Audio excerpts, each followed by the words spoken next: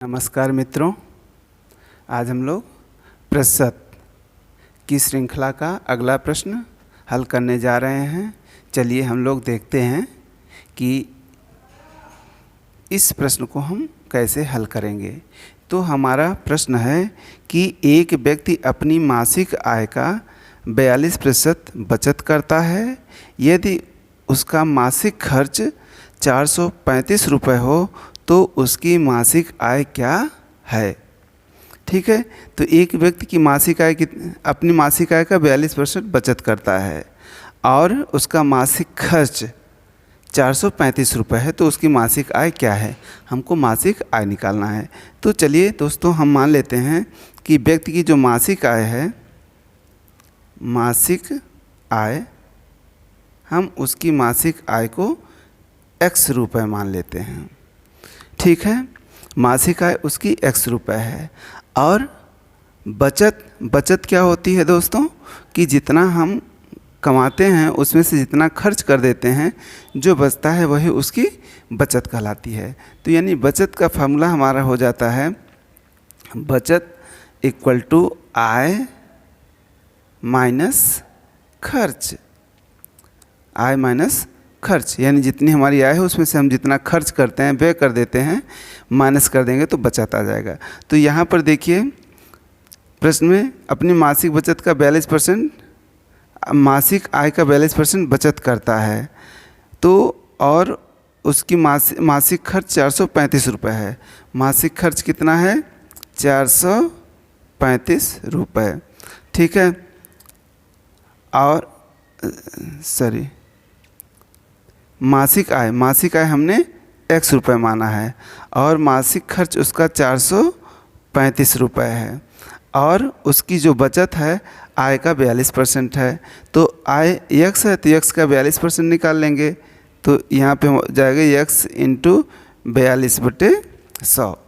ठीक है, x into 42/100 equal to x minus 435।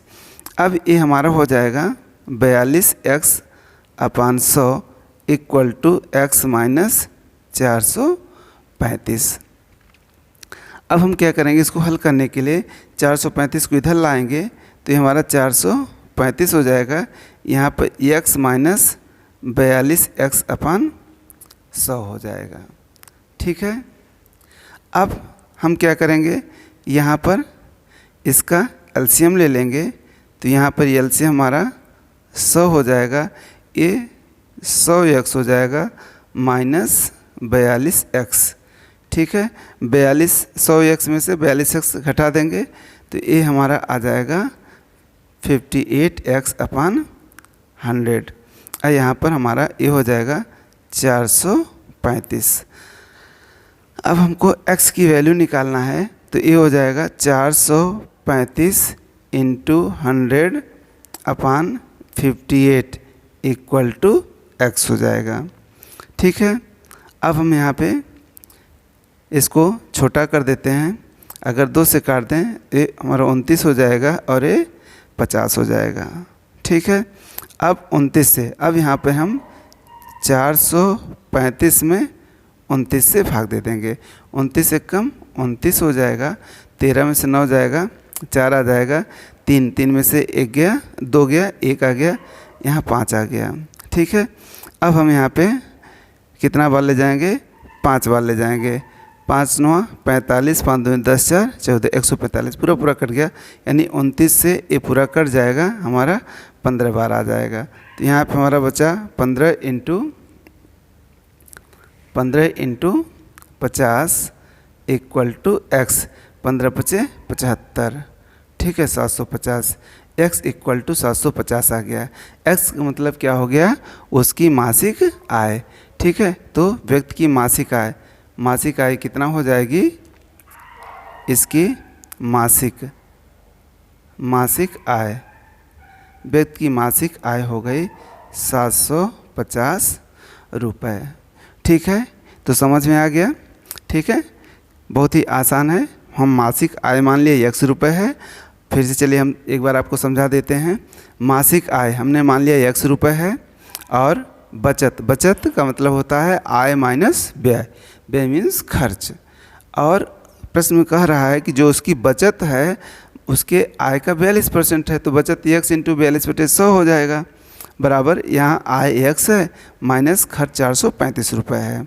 ये 42x/100 हो गया इक्वल टू x माइनस 435। अब हम क्या करेंगे, इसको इधर ट्रांसफ़र कर लेंगे, 435 equal to x minus 42x/100।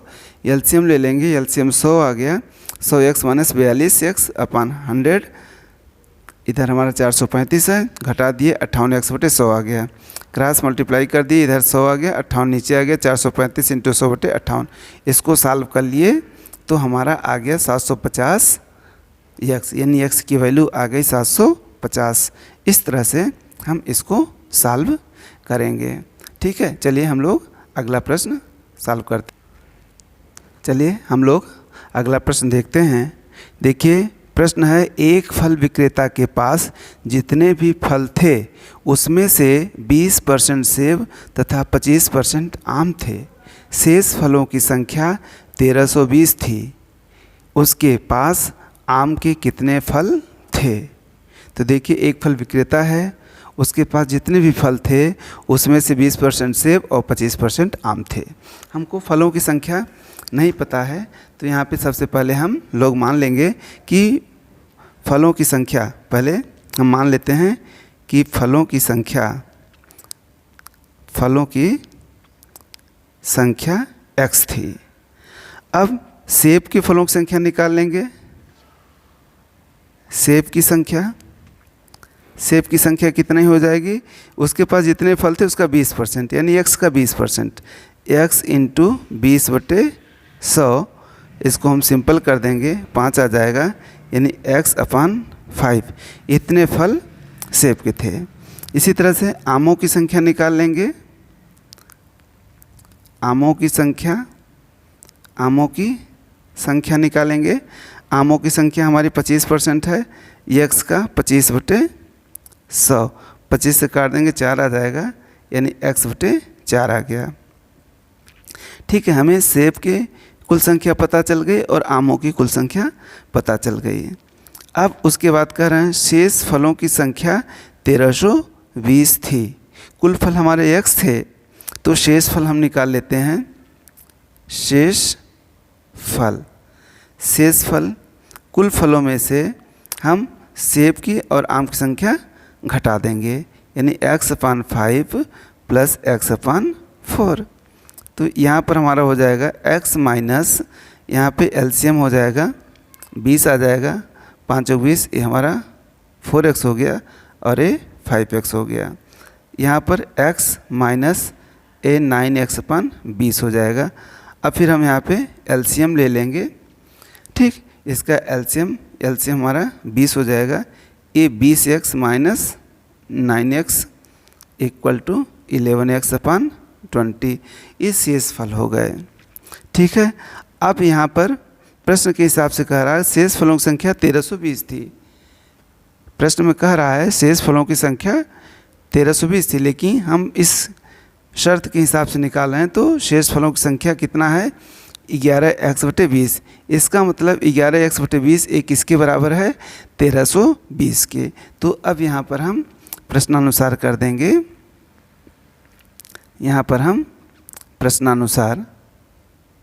प्रश्नानुसार करेंगे कि ये जो 11x/20 है ये किसके बराबर है, 1320 फल के बराबर है। अब यहाँ पे हम x की वैल्यू निकाल लेंगे। x हमारा यहीं रहेगा, 1320 इंटू 20/11 हो जाए। 11 से काट देंगे, 11 कम 11, 2 बचा, 22 11 दूना 22, 120 आ गया। अब यहाँ पे 120 में 20 से इंटू कर देंगे, 12 दूना 24 हो जाएगा, 2 0 बढ़ जाएगा। ठीक है, तो यहाँ पे x का मतलब क्या हो गया, कुल फलों की संख्या, यानी उस व्यक्ति के पास कुल फलों की संख्या कितनी थी, कुल फलों की संख्या 2400 थी। ठीक है, समझ में आ गया। इस तरह से हम लोग इसको सॉल्व कर लेंगे। चलिए हम लोग एक और प्रश्न को हल करते हैं। तो चलिए हमारा अगला प्रश्न है, एक कस्बे में 51% महिलाएं हैं तथा 980 पुरुष हैं। उस कस्बे की जनसंख्या क्या थी। फिर से एक बार हम प्रश्न देखते हैं। एक कस्बे में 51% महिलाएं हैं तथा 980 पुरुष हैं। उस कस्बे की जनसंख्या क्या थी। जनसंख्या का मतलब हो गया कि अगर हमें कुल स्त्री और पुरुषों की संख्या पता हो जाए, दोनों जोड़ देंगे तो उस कस्बे की जनसंख्या हो जाएगी। अब यहाँ पर प्रश्न में पुरुषों की संख्या दिया गया है कि पुरुषों की संख्या उस कस्बे में 980 है, तो हमें महिलाओं की संख्या निकालना है। तो अगर यहाँ पर हम प्रश्न के हिसाब से देखें कि अगर 51% महिलाएं हैं, पूरा 100% होता है पुरुष और महिला मिलाकर के, जब 51% महिलाएं हैं तो पुरुषों की संख्या कितनी हो जाएगी। यहाँ पर हमारे पुरुषों की संख्या हो जाएगी 100 माइनस 51%। ठीक है, क्योंकि टोटल 100% होता है, उसमें 51% महिलाएं हैं, तो 100% में महिलाओं की संख्या माइनस कर देंगे तो पुरुषों की संख्या आ जाएगी। ठीक है, तो ये हमारा आ गया 49%, यानी पुरुषों की संख्या 49% है। अब यहाँ पे देखिए प्रश्न के हिसाब से कि जितनी भी जनसंख्या है उसमें 49% पुरुष है। अब पुरुषों की संख्या 980 दिया गया है, तो अगर हम यहाँ पे मान लेते हैं कि माना कुल जनसंख्या यक्स है, तो यक्स का 49% यानी 49/100 ये 980 के बराबर हो गया। तो यहाँ पे हम x की वैल्यू निकालेंगे तो 980 इंटू 100 उधर चला जाएगा, 49 नीचे आ जाएगा, 49 से काट देंगे 20। ठीक है, तो यहाँ पर ये हमारा 100 में 20 इंटू कर देंगे 2000 आ जाएगा। यानी उस कस्बे की कुल जनसंख्या कितनी हो गई, 2000 हो गई। ठीक है, फिर से इसको हम लोग समझ लेते हैं कि कस्बे में 51% महिलाएं हैं, यानी महिला और पुरुष कुल मिलाकर के 100% होता है। तो जब 51% महिलाएं हैं, पुरुषों की संख्या 100 में से 51% माइनस कर देंगे तो 49% आ जाएगा। 49% हमारे पुरुषों की जनसंख्या हो जाएगी। अब हम मान लेते हैं कुल जनसंख्या x है, तो उसी कुल जनसंख्या का 49% हमारे पुरुष हैं और पुरुषों की संख्या 980 दिया गया है। तो यहाँ पर x इंटू 49/100 इंटू 980 कर देंगे इक्वल टू 980। तो x इक्वल टू 100 उधर चला जाएगा, क्रॉस मल्टीप्लाई कर देंगे, 49 नीचे आ जाएगा, 980 इंटू 100/49, 49 से कट जाएगा, 20 आ जाएगा, 20 में 100 से इंटू कर देंगे तो 2000 आ जाएगा।